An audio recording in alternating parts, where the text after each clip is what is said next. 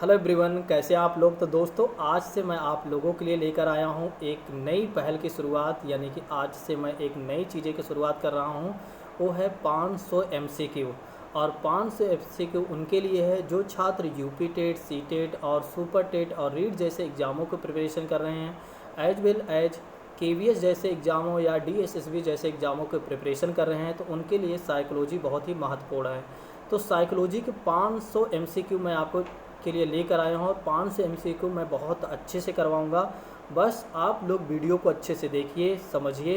यदि आपको समझ में नहीं आता है तो आप हमें कमेंट करिए। साथ ही साथ 9 बजे आप लोग जुड़िए। 9 बजे मैं आपको लाइव मिलूँगा, डेली मिलूँगा। 9 बजे डेली 9 बजे इवनिंग में मिलूँगा। आप लोग ज़्यादा से ज़्यादा लोगों को जोड़िए। एक इन्फॉर्मेशन मैं आप लोगों को और भी देना चाहूँगा। एक इन्फॉर्मेशन एक और भी ये है कि हमारा नया बैच प्रारंभ हो रहा है 1 जुलाई से। 1 जुलाई से हमारा नया बैच प्रारंभ हो रहा है। यदि कोई छात्र आईएएस पीसीएस की तैयारी करना चाहता है या यूपी टेट, सी टेट या रीट जैसे एग्ज़ामों की प्रिपरेशन करना चाहता है और अभी भी उसके पास समय है तो वो ज्वाइन कर सकता है। मैं आपको पढ़ाऊँगा गूगल मीट ऐप पर। साथ ही साथ हमारे टीम या हमारे सहयोगी प्रदीप सर भी आपको गूगल मीट ऐप पर ही पढ़ाएंगे। ठीक, तो ऑनलाइन ऑफलाइन हमारी दोनों क्लासेस प्रारंभ हो रही है। आप लोग जुड़िए 1 तारीख से। या डेमो आपके लिए बिल्कुल फ्री है। तो आइए शुरू करते हैं। दूसरी चीज़ एक और भी इन्फॉर्मेशन आपके लिए है। इन्फॉर्मेशन ये है, हिस्ट्री का भी 500 एमसीक्यू मैं लेकर आ रहा हूँ बहुत ही जल्द आपके लिए। यदि आप पीसीएस की तैयारी कर रहे हैं, आप आईएएस की तैयारी कर रहे हैं, यदि आप पेट एग्ज़ाम की प्रिपरेशन कर रहे हैं या पेट जैसे एग्ज़ामों को क्वालिफाई करना चाहते हैं, और साथ ही साथ जो स्पेशल जो इस साल दरोगा बनने वाले हैं यानी कि सब इंस्पेक्टर की तैयारी कर रहे हैं, और उनके लिए बहुत ही महत्वपूर्ण, बहुत ही कारगर सिद्ध होगा। इसके लिए एक लाइन मैंने लिया है, सोने से पहले और जागने के बाद तेरा ही ख्याल आता है, लगता है तुझसे मोहब्बत हो गई है।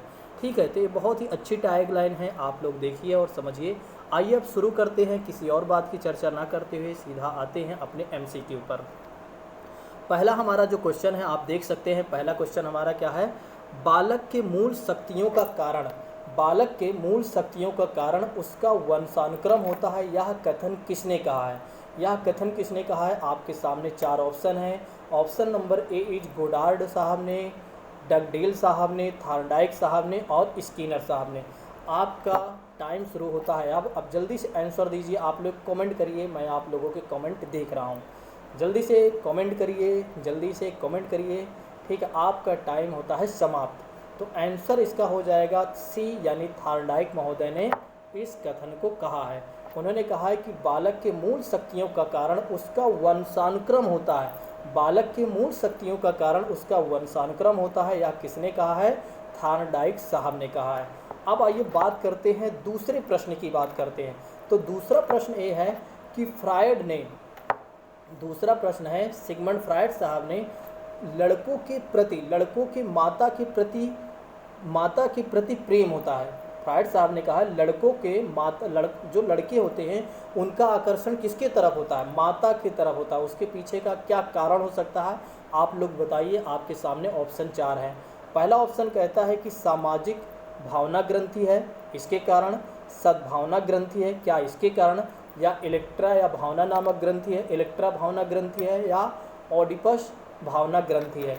तो आपका टाइम शुरू होता है अब। आप जल्दी से आंसर दीजिए, कमेंट करिए। मैं आप सभी लोगों का कमेंट देख रहा हूँ, तो जल्दी से बताइए। फ्रायड ने बताया है कि लड़कों का माता के प्रति आकर्षण क्यों होता है? ठीक, तो इसका आंसर हो जाएगा ऑडिपस नामक ग्रंथि के कारण। ऑडिपस भावना यानी ऑडिपस नामक ग्रंथि के कारण क्या होता है? माता की तरफ लड़कों में ऑडिपस नामक ग्रंथि पाई जाती है, इसलिए लड़के जो होते हैं माता की तरफ ज़्यादा आकर्षण रहते हैं। ठीक है, तो आइए मैं एक बार इसका एक्सप्लेनेशन कर देता हूँ ताकि आपको बेहतर तरीके से ये भी चीज़ें क्लियर हो जाए। देखिए, ऑडिपस और इलेक्ट्रा नामक 2 ग्रंथि पाई जाती है। ध्यान रखिएगा, ऑडिपस एवं इलेक्ट्रा नामक दो ग्रंथि पाई जाती है, और इसको सिगमंड फ्रायड साहब ने बताया हमें। इन्होंने कहा कि देखिए, ऑडिपस नामक जो ग्रंथि लड़कों में पाई जाती है, इसके कारण से उनका माता की तरफ ज़्यादा आकर्षण बना रहता है, यानी कि प्रेम बना रहता है। आप देखिए, एक बार सोचिए आप खुद ही कि जब अगर आपको कुछ लेना होता, अगर लड़के होते हैं, अगर लड़कों को कुछ खरीदना होता, फ़ोन खरीदना है, कपड़े खरीदना है, तो माता से मांगते हैं, ना कि पिता से मांगते हैं। तो उसके पीछे का कारण है कि लड़कों में ऑडिपस नामक ग्रंथि पाई जाती है, इसलिए लड़कों का जो होता है आकर्षण किसके तरफ बना रहता है, माता की तरफ। फिर दूसरा जो क्वेश्चन है इसको भी समझ लीजिए, लड़कियों में इलेक्ट्रा नामक ग्रंथि पाई जाती है, लड़कियों में इलेक्ट्रा नामक ग्रंथि पाई जाती है, इसलिए लड़कियों का आकर्षण अपने पिता की तरफ हमेशा बना रहता है, यानी कि उन पिता की तरफ अधिक प्रेम बना रहता है। अगर लड़कियों को भी फ़ोन चाहिए या कपड़े चाहिए या किसी भी कहीं पर जाना है आना है, तो लड़कियां किससे बोलती हैं, पापा से बोलती हैं। किससे बोलती हैं, पापा जी से या पिताजी से बोलती हैं। तो वे उनकी इच्छाओं को पूरा करती हैं। उसके पीछे का कारण ये है, इलेक्ट्रा नामक ग्रंथियाँ पाई जाती हैं लड़कियों में। पहली चीज़ें मैंने आपको बताया कि लड़कों में ऑडिपस नामक ग्रंथि पाई जाती है, इसलिए उनका जो आकर्षण होता है माता की तरफ बना रहता है। फिर मैंने आपको बताया इलेक्ट्रा नामक ग्रंथियाँ लड़कियों में पाई जाती हैं, इसलिए उनका आकर्षण पिता की ओर बना रहता है। आइए अब बात करते हैं अगले प्रश्न की। तो अगला प्रश्न है, आप देख सकते हैं अगला प्रश्न क्या कहता है कि तीसरा प्रश्न है, किस नियम के अनुसार बालक अपने माता पिता के उन गुणों को ग्रहण करता है जो उन्होंने अपने पूर्वजों से प्राप्त किया है, जो उन्होंने अपने पूर्वजों से प्राप्त किया है। ठीक है, ऑप्शन है बीज कोश की निरंतरता का नियम, पहला ऑप्शन। दूसरा ऑप्शन है जीव सांख्यिकी का नियम। तीसरा ऑप्शन है परावर्तन का नियम। और चौथा ऑप्शन है समानता का नियम। आपका टाइम शुरू होता है अब।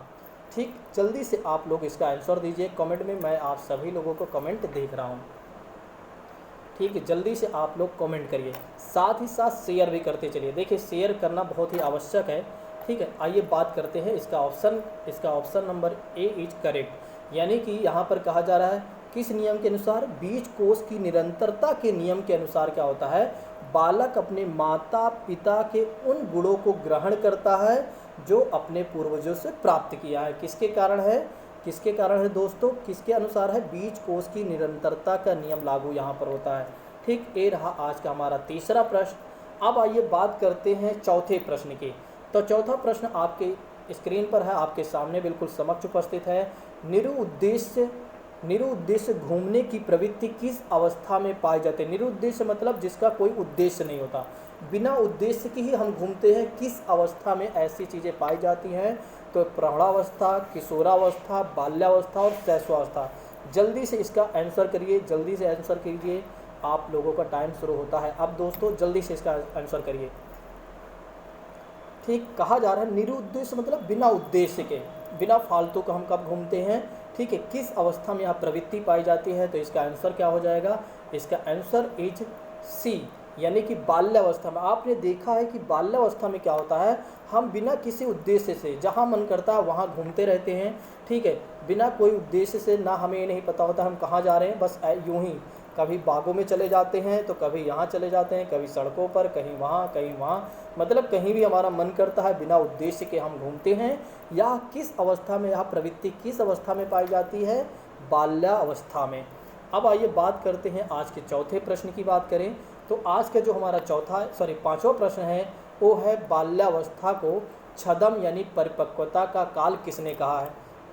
क्वेश्चन है बाल्यावस्था को छदम परिपक्वता का काल किसने कहा है। तो ऑप्शन है रॉस, स्ट्रिक साहब ने, थॉमस साहब ने, कैटल साहब ने। इसका आंसर तो सभी लोग दे देंगे मुझे पता है, जल्दी से कमेंट करिए, आप सभी लोगों के कमेंट को मैं देख रहा हूँ, जल्दी से आप लोग कमेंट करिए इसका आंसर क्या होगा, जल्दी से बताइए, आपका टाइम होता है ओवर अब।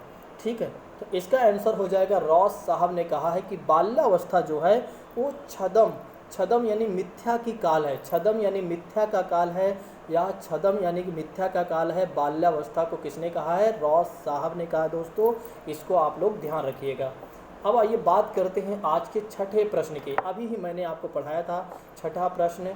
ठीक है, इसके पहले मैंने आपको बताया था कि लड़कों में विकसित होने वाली पितृ विरोधी ग्रंथियाँ पाई जाती हैं। ठीक है, लड़कों में कौन सी विकसित होने वाली ग्रंथि पाई जाती है जिससे उन्हें पिता की तरफ आकर्षण नहीं होता है। Option is A Oedipus, option B is Electra, option C is thyroid, option number D is उपर्युक्त सभी। जल्दी से बताइए आप लोग कमेंट करके, आई होप कि इसको सभी लोग आंसर सही किए होंगे। तो इसका आंसर क्या हो जाएगा दोस्तों, ऑडिपस नामक ग्रंथि के कारण। ठीक है, ऑडिपस नामक ग्रंथि के कारण पितृ के विरोधी रहते हैं कौन, लड़के। ठीक, अब आइए बात करते हैं आज के 7वें प्रश्न की बात करें तो 7वां प्रश्न क्या कहता है, देखिए 7वां प्रश्न को भी जल्दी से आप लोग करिए। कहा जा रहा है किशोरावस्था अपराध प्रवृत्ति के विकास का नाजुक समय है। यह कथन किसने कहा है, यह कथन किसने दिया है या कहा है। क्वेश्चन है किशोरावस्था अपराध प्रवृत्ति के विकास का नाजुक समय है। ठीक है, समझिएगा क्वेश्चन, आंसर दीजिएगा। स्किनर साहब ने कहा है या स्किनर ने कहा है इस कथन को, वुडवर्थ ने कहा है, और वैलेंटाइन साहब ने कहा है, हर्बर्ट साहब ने कहा है। बताइए इस कथन को किसने दिया हुआ है, जल्दी से ऑप्शन बताइए, जल्दी से आप लोग इसका ऑप्शन कमेंट करिए। हाँ, साथ ही साथ दूसरों को भी शेयर करते चलिए। देखिए शेयर बहुत जल्दी से ज़्यादा लोगों तक शेयर करिए दोस्तों। आप यदि हमारा सहयोग करते हैं तो मैं डेफिनेटली कहता हूँ साइकोलॉजी इन्वायरमेंट में बहुत अच्छे से करवा दूंगा आपका। इसके बाद आपको कहीं नहीं जाना पड़ेगा, ना तो किसी यूट्यूब चैनल पर जाना पड़ेगा, ना ही कोई आपको बुक परचेज करनी होगी। ठीक, तो option number C is correct है। तो इन्होंने वैलेंटाइन साहब ने कहा है कि देखिए किशोरावस्था जो है अपराध प्रवृत्ति का नाजुक समय होता है। ठीक है, किसने कहा है, वैलेंटाइन साहब ने कहा, इस बात को ध्यान रखिएगा। ठीक है, ऑप्शन के साथ आपका बिल्कुल याद भी होते, देखिए जब आप क्वेश्चन करें तो आपका माइंड बिल्कुल काम करना चाहिए, ताकि आप जल्दी से जल्दी क्वेश्चन को टैकल कर पाएँ और जल्दी से जल्दी आंसर दे पाएँ और आपकी एक समझ बन सके। ठीक है, आप जल्दी से जोड़ने का प्रयास किया करो। चलिए, आज का 8वां प्रश्न है कि व्यवहार के अर्जन में क्रमशः प्रगति की प्रक्रिया को सीखना या सीखते हैं, यह कथन किसने कहा है। व्यवहार के अर्जन में, व्यवहार यानी बिहेवियर की बात की जा रही है। क्वेश्चन कह रहा है कि बिहेवियर के अर्जन यानी अडॉप्ट की बात की जा रही है, अर्जन में क्रमशः प्रगति की प्रक्रिया को सीखना कहते हैं, करते हैं, यह कथन किसने कहा है। Option number is A Skinner साहब ने, option number B is Gates साहब ने, कॉल्विन ने, या वाटसन का यह कथन है। किसका यह कथन है, जल्दी से आप लोग आंसर बताइए, कमेंट करिए और ज़्यादा से ज़्यादा लोगों तक भी शेयर करते चलिए। ठीक है, आप लोगों का दोस्तों बिल्कुल भरोसा है कि आप लोग ज़रूर शेयर करेंगे। ठीक है, आइए बात करते हैं। आंसर हो जाएगा स्किनर महोदय ने। किसने यह कथन कहा है, स्किनर महोदय ने। स्किनर महोदय ने क्या कहा है कि व्यवहार की अर्जन में क्रमशः प्रगति की जो प्रक्रिया होती है वही हमारी सीखना होती है। इस बात को ध्यान रखिएगा, स्किनर महोदय ने इसका आंसर दिया हुआ है। ठीक है, अब आइए बात करते हैं आज के अगले प्रश्न की। अगला प्रश्न यानी कि 9वां प्रश्न है, और 9वां प्रश्न बिल्कुल सरल है। जो पहली बार तैयारी कर रहा होगा वो भी इसका आंसर दे देगा। जिसने अभी पहली बार अभी हाल ही समय में वो यूपी टेट, सी टेट और रीट या किसी और एग्ज़ाम की प्रिपरेशन करने अभी आया होगा, यानी कि उसने बीएड बीटीसी किया होगा तो अभी आया होगा, तो इस आंसर को वो आंसर दे सकते, इस क्वेश्चन का आंसर वो दे सकता है। जल्दी से आप लोग आंसर दीजिए। और क्वेश्चन क्या है, बालक में तर्क और समस्या समाधान की शक्ति का विकास होता है। बालक में तर्क यानी रीजनल एंड प्रॉब्लम समाधान यानी सॉल्विंग शक्ति का विकास होता है किस वर्ष में, 11वें वर्ष, 12वें वर्ष, 9वें वर्ष, 10वें वर्ष। जल्दी से आप लोग आंसर बताइए, आपका टाइम ख़त्म होता है क्योंकि ये ऑप्शन या क्वेश्चन बहुत ही सरल रहा। ठीक, तो इसका ऑप्शन हो जाएगा 12वां। तो 12वें वर्ष में बालक में क्या आ जाते हैं, तर्क और समस्या समाधान करने की शक्ति हो जाती है, यानी कि इस तरह विकास हो जाता है कि बालक तर्कपूर्ण अपनी बातें कह सकता है और समस्याओं का समाधान भी कर सकता है। चलिए अब बात करते हैं 10वें प्रश्न की। तो 10वां प्रश्न कहता है दोस्तों, प्रतिबिंब अवधारणा। बहुत ही अच्छा क्वेश्चन है, बहुत ही अच्छा क्वेश्चन, इस क्वेश्चन को ध्यान रखिएगा। प्रतिबिंब अवधारणा प्रतीक एवं संकेत, भाषा, शारीरिक क्रिया और मानसिक क्रिया अंतर्निहित है और इसका ऑप्शन है अनुकूलन, और दूसरा ऑप्शन है प्रेरक प्रेषी विकास, और तीसरा ऑप्शन है समस्या समाधान, और चौथा ऑप्शन है विचारात्मक प्रक्रिया। जल्दी से इसका आंसर बताइए, जल्दी से कमेंट करिए, फटाफट करिए। ठीक है, इतनी देर आप सोच रहे हैं तो समझ लीजिए आपकी तैयारी बेहतर नहीं है। यदि आपकी तैयारी बेहतर होती तो इतना आपको सोचने में समय ना लगता और इसका आंसर आप फटाफट देते। ठीक, यानी कि आपको और तैयारी करने की आवश्यकता है। तो विचारात्मक प्रक्रिया यानी कि इसका option number D is correct, इसका option number D is correct दोस्तों। अब आइए बात करते हैं आज के अगले प्रश्न। ठीक है, तो ये 10 प्रश्न का हमारा आज का कलेक्शन रहा, लेकिन अभी हम और भी करवाएंगे। ठीक है, तब तक आप लोगों को पानी पीना है तो पी लीजिए। ठीक, साथ ही साथ मैं आप लोगों से ये भी कहना चाहूँगा, वीडियो को शेयर भी करते चलिए। 500 MCQ मैं आपका करवाऊँगा। ठीक है, अगर कोई भी छात्र यूपी टेट, सी टेट या रीट जैसे एग्जामों को प्रिपरेशन करना चाहता है, IAS PCS की तैयारी करना चाहता है, तो जल्दी से जुड़े, हमें कॉल करें। ठीक है, इस नंबर पर कॉल करें, मैसेज करें, व्हाट्सअप करें, जो भी करना है आप करिए, हम आपके लिए पूरी सेवाएं दे रहे हैं। साथ ही साथ डेमो क्लास फ्री है। डेमो क्लास एक बार आप लीजिए, डेमो क्लास लेने के बाद ही आप डिसाइड करिएगा कि हमें एडमिशन लेना है कि नहीं लेना है। जल्दी से जुड़िए, जल्दी शेयर करिए। चलिए आइए बात करते हैं अपने सीधा क्वेश्चन पर। आज का 11वां प्रश्न कहता है कि बच्चों में नैतिकता की स्थापना के लिए सर्वोत्तम मार्ग है। बच्चों में नैतिकता की स्थापना के लिए सर्वोत्तम मार्ग है। पहला ऑप्शन है उन्हें धार्मिक पुस्तकें पढ़ना चाहिए, शिक्षक का आदर्श रूप में व्यवहार करना चाहिए, और तीसरा ऑप्शन है उनका मूल्य शिक्षा पर मूल्यांकन करना चाहिए, और आपका डी ऑप्शन है उन्हें प्रातःकालीन सभा में उपदेश देना चाहिए। जल्दी से इसका आंसर बताइए। अगर आप इतना आप भी सोच रहे हैं तो फिर ये समझ लीजिए आपकी तैयारी बेहतर नहीं है, और आपको तैयारी बेहतर करने के लिए आप सीधा हमसे जुड़िए। ठीक है, आप हमसे जुड़िए, हम आपको पढ़ाएंगे पूरी तरीके से साइकोलॉजी, बहुत ही बेहतर तरीके से। साइकोलॉजी, इन्वायरमेंट, इंग्लिश, ठीक है, प्रदीप सर आपको पढ़ाएंगे, मैथमेटिक्स, हिंदी। आप जुड़िए ना एक बार, ठीक है, फिर आप देखिए आपका सिलेक्शन कैसे नहीं होता। तो इसका ऑप्शन हो जाएगा option number B is correct. Option number B is correct दोस्तों। शिक्षक का आदर्श रूप में व्यवहार करना चाहिए, तभी तो हम में नैतिकता आएगी। देखिए, बच्चों में नैतिकता लाने के लिए शिक्षक जो कह रहा है या शिक्षक के आदर्श जो हैं उनके व्यवहार को हमें अपना लेना चाहिए, हमें नैतिकता आ जाएगी, या बच्चों को अपना लेना चाहिए, उनमें नैतिकता थोड़ी थोड़ी जाग जाएगी या नैतिकता उनमें आ जाएगी। ठीक, ये रहा आपका 11वां प्रश्न। आइए बात करते हैं 12वें प्रश्न की। तो 12वां प्रश्न कहता है कि विकास कभी न समाप्त होने वाली प्रक्रिया है, यह विचार किससे संबंधित है। बिल्कुल हर एक छात्र इसका आंसर दे सकता है। जो लोग भी हमसे ऑफलाइन और ऑनलाइन पढ़ रहे हैं, इस आंसर का बिल्कुल वे प्रश्न, इस क्वेश्चन का बिल्कुल वे आंसर देंगे, और बिना किसी देरी के, क्योंकि इसको मैंने उनको बहुत ही अच्छे से पढ़ाया है। तो विकास कभी न समाप्त होने वाली प्रक्रिया है, कथन किसने, यह विचार किससे संबंधित है। ऑप्शन है एकीकरण का सिद्धांत, दूसरा ऑप्शन है अंतः क्रिया का सिद्धांत, और तीसरा ऑप्शन अंतः संबंध का सिद्धांत, और चौथा ऑप्शन है निरंतरता का सिद्धांत दोस्तों। ठीक है, जल्दी से बताइए, आपका टाइम होता है शुरू अब। आई होप कि आप सभी लोग जल्दी से आंसर देंगे, और साथ ही साथ ज़्यादा से ज़्यादा लोगों तक भी शेयर कर दें। ठीक है, अगर आपको मौका मिल रहा है तब तक आप शेयर कर दीजिए यदि आपने आंसर दे दिया है। आइए अब बात करते हैं।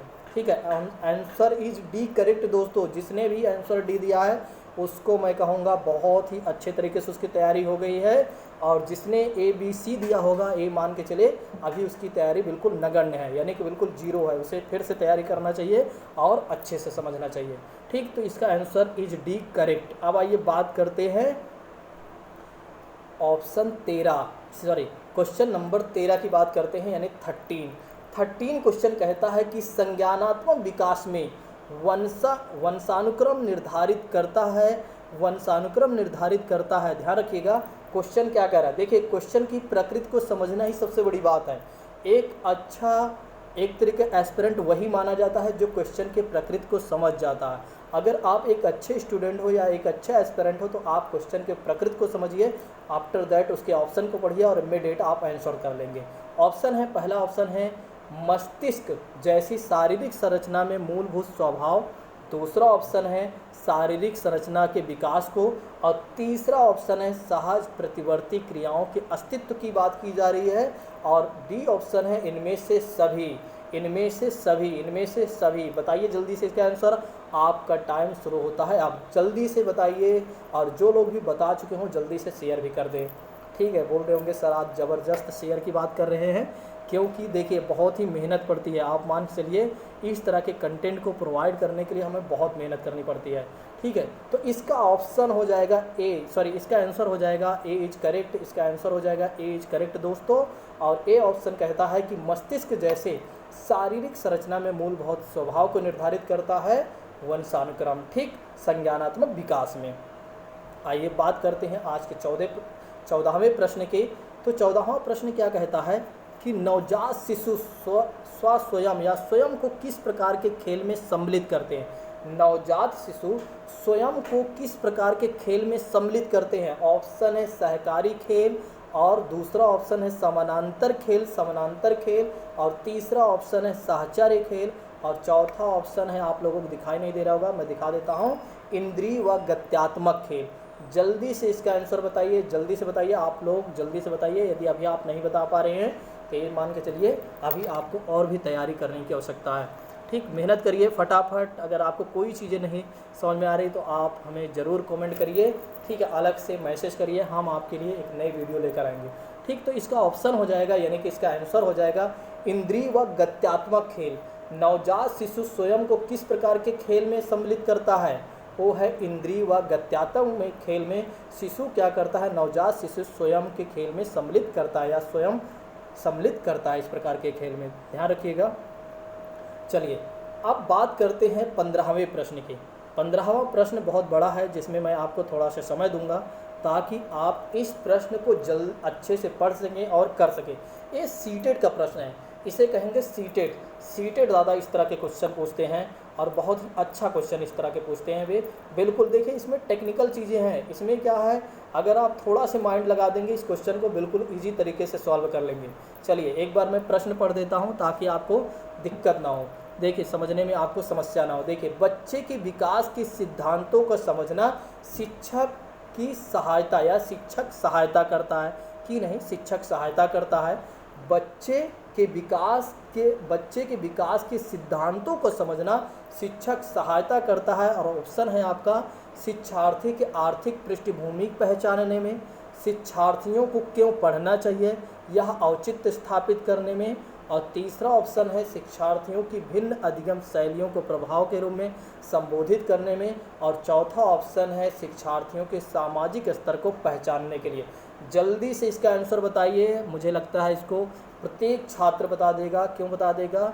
क्योंकि वे सभी लोग इसमें कुछ करना ही नहीं, क्योंकि इसमें पढ़ने की आवश्यकता ही नहीं थी, बस समझने की बात की जा रही थी। तो इसका ऑप्शन हो जाएगा सी इज करेक्ट। जिसने भी सी लगाया वो जल्दी से अपने आप को ताली थपथपा ले अपने ऊपर कि मैंने बहुत अच्छा कार्य किया, यानी कि मेरी तैयारी बहुत बेहतर हो गई। तो शिक्षार्थियों की भिन्न अधिगम शैलियों को प्रभावी रूप में संबोधित करने में, ठीक, तो इसका ऑप्शन हो गया, इसका आंसर हो गया शिक्षार्थियों के भिन्न अधिगम शैलियों को प्रभावी रूप में संबोधित करने के लिए क्या होता है कि बच्चे के विकास के सिद्धांत को समझने के लिए शिक्षक क्या करता है? सहायता करता है। ठीक है, अब आइए बात करते हैं आज के 16वें प्रश्न के। बिल्कुल सरल प्रश्न, बिल्कुल हलवा है दोस्तों। ठीक है, ऐसे प्रश्न को तो आपको बिल्कुल टिक लगा देना चाहिए 3 सेकंड में। ठीक है, 3 सेकंड 4 सेकंड में लगा देना चाहिए, आपको तो वेट ही नहीं करना चाहिए प्रश्न पढ़ने का। सबसे अधिक गहन और जटिल समाजीकरण काल है यह कौन सी अवस्था है? किशोरावस्था, पूर्व बाल्यावस्था, प्रौढ़ावस्था और व्यक्ति के पूरे जीवन काल में। बिल्कुल सभी को मैंने पढ़ाया। अगर कोई मुझसे ऑफलाइन ऑनलाइन पढ़ रहा है उसको मैंने बहुत बेहतर तरीके से समाजीकरण वाला चैप्टर पढ़ाया है। अगर वो नहीं लगा पा रहा है तो इसका मतलब वो रिवीजन नहीं कर रहा, इसका मतलब उसने लॉकडाउन में एंजॉय किया है। ठीक है, तो इसका आंसर क्या हो जाएगा? इसका आंसर हो जाएगा दोस्तों किशोरावस्था। सभी जानते हैं किशोरावस्था को क्या कहा जाता है? एक कठिन काल या तूफानावस्था है, सब तो आप जानते हो। और इसमें समाजीकरण जो होता है जटिल में होता है। ठीक है, जटिल प्रक्रिया में होता है। चलिए अब बात करते हैं आज के 17वें प्रश्न के। आज के 17वें प्रश्न के, सॉरी दोस्तों, आप लोग आंसर देख लिए होंगे हो सकता है। चलिए फिर भी एक बार हम पढ़ते हैं ताकि आंसर आपको, क्वेश्चन आपको समझ में आए। देखिए, आपके एग्ज़ाम में बहुत ही आपके लिए एक तरीके से सहायता करेगा ये जो मैं आपको पढ़ा रहा हूँ, जो एमसीक्यू मैं आपको दे रहा हूँ। एमसीक्यू बहुत ही ज़्यादा आपके एग्ज़ाम में सहायता करेंगे। उसके पीछे का कारण क्या? क्योंकि इस तरह के प्रश्न वहाँ पर पूछे जाते हैं। और दूसरी चीज़, आपको थोड़ा सा जब आप प्रश्न हल करते हैं तो आप बहुत चीज़ें सोचते होंगे। ठीक है, और सोचना भी चाहिए। आप पहले टॉपिक पर जाइए, कौन से टॉपिक से प्रश्न है, ठीक है, तुरंत इंटरलेट कर लीजिए कि अच्छा ये बात कही गई थी, आंसर ये हो जाएगा। ठीक, चलिए आइए बात करते हैं। अवधारणा का विकास मुख्य रूप से डैश डैश का हिस्सा है आंसर ऑप्शन है बौद्धिक विकास, शारीरिक विकास और सामाजिक विकास, और लास्ट ऑप्शन है संवेगात्मक विकास। जल्दी से इसको बताइए। इसमें भी यदि आप देर कर रहे हैं तो फिर एक गलत बात है। ठीक है, कल से आप पढ़ाई करके बैठिएगा, कल से आप साइकोलॉजी को तैयार करके बैठिएगा। और उसके बाद देखिए, नोट्स वगैरह मत लेकर बैठिएगा, नहीं तो आप नोट्स में से ढूंढते रह जाएंगे और आपको आंसर नहीं मिल पाएगा। ठीक है, आप कल से रिवीजन करके बैठिएगा, बिल्कुल आज कल सारा दिन रिवीजन कर लीजिएगा। रात 9 बजे मैं मिलूँगा और रात 9 बजे फिर मैं देखूंगा कि कितने लोग क्वेश्चन को ज़्यादा से ज़्यादा टैकल कर पा रहे हैं, ज़्यादा से ज़्यादा क्वेश्चन को टैकल कर पा रहे हैं। कल से पेन कॉपी लेकर बैठिएगा कि आपके कितने प्रश्न सही हो रहे हैं, कितने प्रश्न सही हो रहे हैं, कितने गलत हो रहे हैं। आप लास्ट में क्या करिएगा, क्लास ख़त्म होने के बाद आप कमेंट करिएगा कि मैंने इतने क्वेश्चन को सॉल्व किया, इतने क्वेश्चन मेरे गलत हुए। ठीक है, देखिए डेली इंप्रूवमेंट आएगा, आप चिंता मत करिए। ठीक है, तो option number is A correct, बौद्धिक विकास इसका आंसर सही है। तो अवधारणा का विकास मुख्य रूप से बौद्धिक विकास का हिस्सा है, इस बात को ध्यान रखिएगा, इस बात को ध्यान रखिएगा, बौद्धिक विकास का हिस्सा। अब बात करते हैं कि 18वां प्रश्न बहुत ही बड़ा प्रश्न है, बहुत ही कठिन प्रश्न है। इसको जिसने कर लिया मान के चलिए उसकी समझ बहुत अच्छी है साइकोलॉजी पर, यानी कि उसकी पकड़ बहुत अच्छी है जिसने इस प्रश्न को कर लिया। देखिए इसमें कुछ है नहीं, बस क्वेश्चन बड़ा लिखा गया, बाकी इसका आंसर बहुत ही साधारण सा है। चलिए एक बार मैं पढ़ देता हूँ ताकि आप इसको समझ सकें। ठीक है, हो सकता है आपको दिखाई ना दे रहा हो, रुकिए 1 मिनट। चलिए देखिए पढ़ देता हूँ। बच्चे के उचित विकास को सुनिश्चित करने के लिए उसका स्वस्थ शारीरिक विकास एक महत्वपूर्ण पूर्व आवश्यकता है, यह कथन है। और कथन ए में क्या कहता है कि गलत हो सकता है क्योंकि विकास नितांत व्यक्ति, एक बार मैं क्वेश्चन और पढ़ देता हूँ। ठीक है, कुछ लोग क्वेश्चन को नहीं समझ पाएंगे। देखिए, बच्चे के उचित विकास को सुनिश्चित करने के लिए उसका स्वस्थ शारीरिक विकास एक महत्वपूर्ण पूर्व आवश्यकता हो सकती है, यह है। ठीक है, यह कथन है। कथन ये कहता है गलत हो सकता है क्योंकि विकास नितांत व्यक्तिगत मामला है, पहला ऑप्शन। दूसरा सही है क्योंकि विकास क्रम में शारीरिक विकास सबसे पहले स्थान पर आता है। ऑप्शन सी कहता है सही है क्योंकि शारीरिक विकास और विकास के अन्य पक्षों के साथ साथ अंतः संबंधित होते हैं। ऑप्शन डी कहता है कि गलत है क्योंकि शारीरिक विकास और विकास के अन्य पक्षों को किसी भी प्रकार से प्रभावित नहीं करता है। ठीक है, तो ऑप्शन आपके सामने है और जल्दी से आंसर करिए। क्वेश्चन भी मैंने पढ़ दिया और ऑप्शन भी मैंने पढ़ दिया। ठीक है, जो भी इस प्रश्न को कर लेगा वो बिल्कुल अपने आप को गौरवान्वित महसूस करना चाहिए कि मैंने इस प्रश्न को टैकल किया। ठीक है, तो इसका आंसर हो जाएगा दोस्तों, इसका आंसर हो जाएगा सही, बी नंबर इज करेक्ट। क्योंकि विकास क्रम में शारीरिक विकास सबसे पहले स्थान पर आता है। आप जानते हो पहले शारीरिक विकास होगा ना, तभी तो आपकी बुद्धि का विकास होगा, तभी तो आपकी बुद्धि और इत्यादि चीज़ों का विकास होगा। मैंने आपको पढ़ाया विकास वाला चैप्टर, अगर आपको याद हो तो मैंने वीडियो में भी बताया है, इसकी वीडियो मैंने बना दिया है। ठीक है, अगर आप देखना चाहें तो उस वीडियो को देख लीजिए और देखने के बाद आप खुद ही आपको पता चल जाएगा कि क्या मैंने पढ़ाया है कि नहीं वाकई में। ठीक है, तो उसको आप पढ़िएगा, एक बार वीडियो को देखिएगा तब आपको समझ में आएगा। ठीक है, और वीडियो को भी मैं ख़त्म करने, देखिए साइकोलॉजी को भी मैं ख़त्म करते चल रहा हूँ धीरे धीरे, बस आप लोगों की सपोर्ट की ज़रूरत है।